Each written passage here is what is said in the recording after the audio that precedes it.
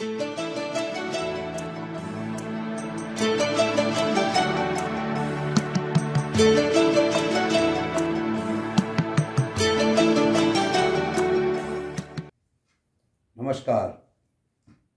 एक बार मैं फिर आपके सामने मेरे दिल की चैनल के माध्यम से आपके सामने अपना वीडियो लेके हाजिर हूँ। और जैसा कि आपको पता है कि मैं हमेशा आपके सामने एक अपने मेरे दिल की बात को लेकर कभी न कभी किसी रूप में आता हूँ। कभी चाहे राजनीतिक हो, सामाजिक हो, धार्मिक हो इत्यादि, जो भी मेरे को विषय या जो मुझे ऐसा लगता है कि मेरा विषय है या मेरे दिल पे कुछ ऐसा लगता है, तो मैं आपके सामने आके अपनी बात को कहता हूँ। मेरे विषय का शीर्षक रहेगा संयुक्त परिवार। जी हाँ, संयुक्त परिवार। अब आप सोच रहे होंगे कि संयुक्त परिवार में बात करने का क्या मतलब है, तो आपका कहना भी बिल्कुल ठीक है। लेकिन आज मैं ये सोच रहा हूँ, जैसे कि पहले एक सवाल उठता है कि परिवार कितने प्रकार के होते हैं।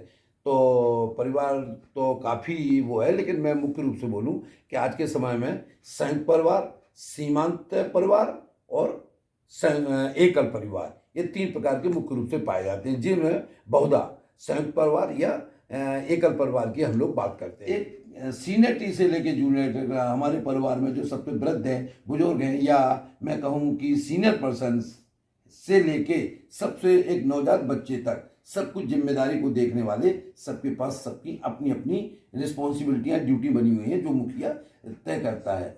एक प्रॉपर्टी जब एक व्यक्ति चलाता है, मतलब अगर 10 कमा रहे तो 10 की संख्या, 10 की पूरी इनकम एक के हाथ में होती है, और फिर जो जिसको जरूरत है बड़े ही हिसाब से उसको बांटता है।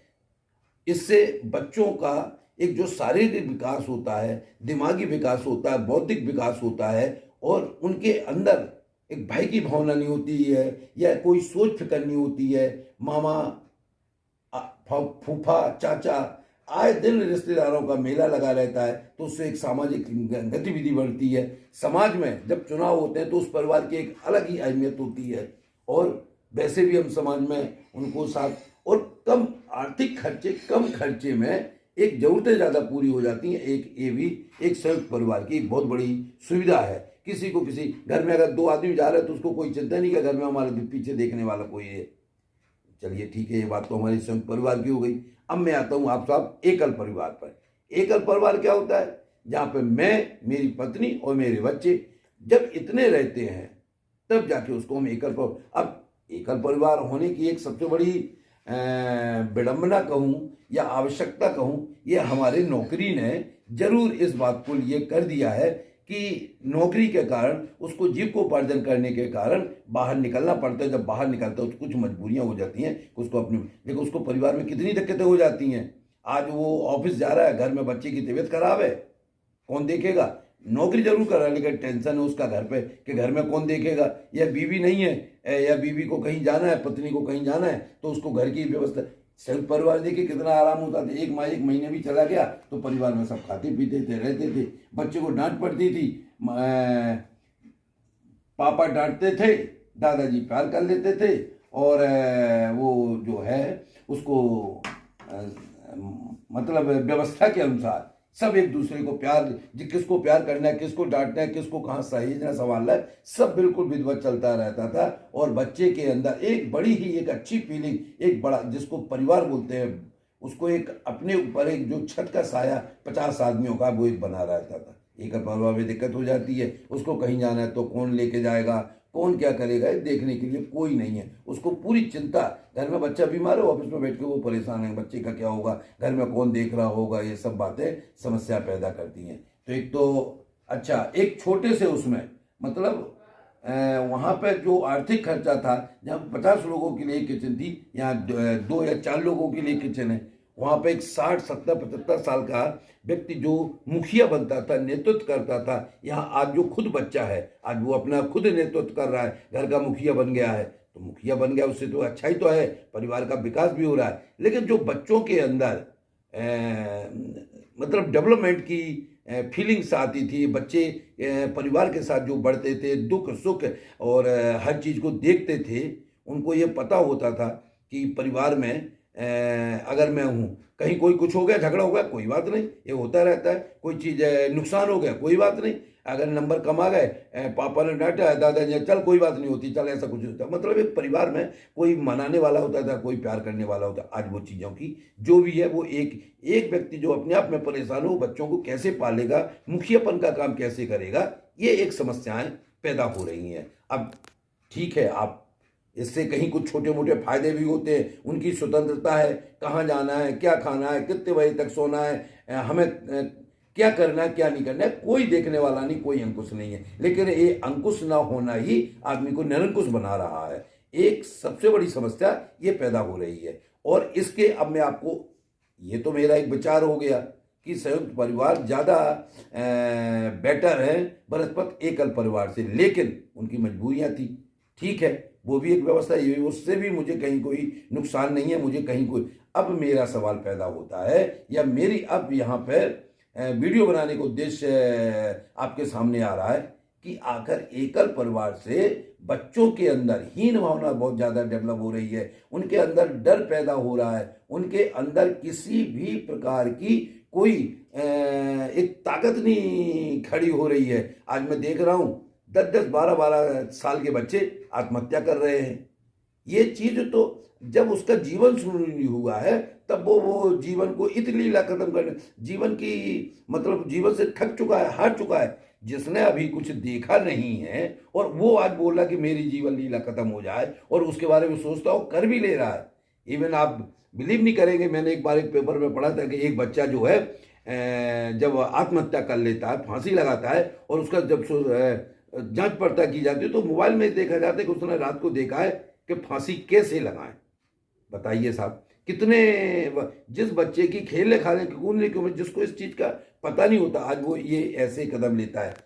आखिर उसने ऐसा क्यों सोचा, वो उस स्टेज पे क्यों पहुंचा, ये सोचने का विषय है। उसके अंदर ऐसी, या तो नंबर कम आए होंगे, या किसी दोस्त ने उसका दोस्ती छोड़ दी होगी, या टीचर ने डांट दिया होगा, या बच्चों ने हंसी मजाक। भाई उस 12-14 साल के बच्चे के साथ इसके अलावा और सवाल ही क्या होते हैं। लेकिन नंबर आना अगर बच्चे के अंदर में होता है कि मेरे नंबर कम आए और मैं अपने जीवन को नहीं जी सकता हूं, तो मुझे लग रहा है फिर तो ये बहुत ही दुख समझ, और ये देश के लिए, समाज के लिए, परिवार के लिए एक चिंतनीय विषय है। चलिए, एक बात ये हो गई।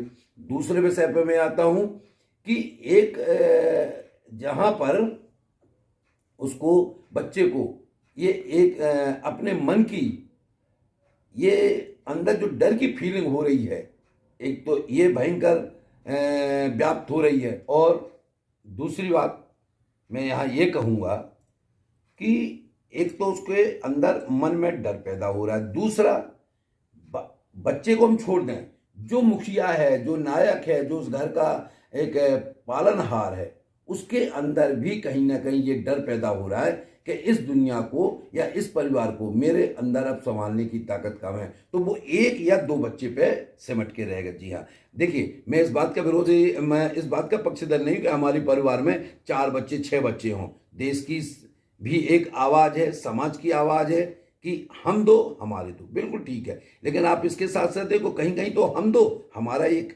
अब जिस घर में एक ही बच्चा होगा या एक ही बेटी हो, सोचें आप, कभी कल्पना करें, जिस घर में मान लो 2 ही बेटे हैं, उस परिवार में उन बच्चों को कभी ना बहन का सुख मिलेगा, ना बहन का पता होगा कि बहन का लाड़ प्यार क्या होता है, बहन की लड़ाई क्या होती है, भांजा क्या होता है, भांजी क्या होती है, देवर क्या होता है, भाभी क्या होती है, जेठ क्या होता है।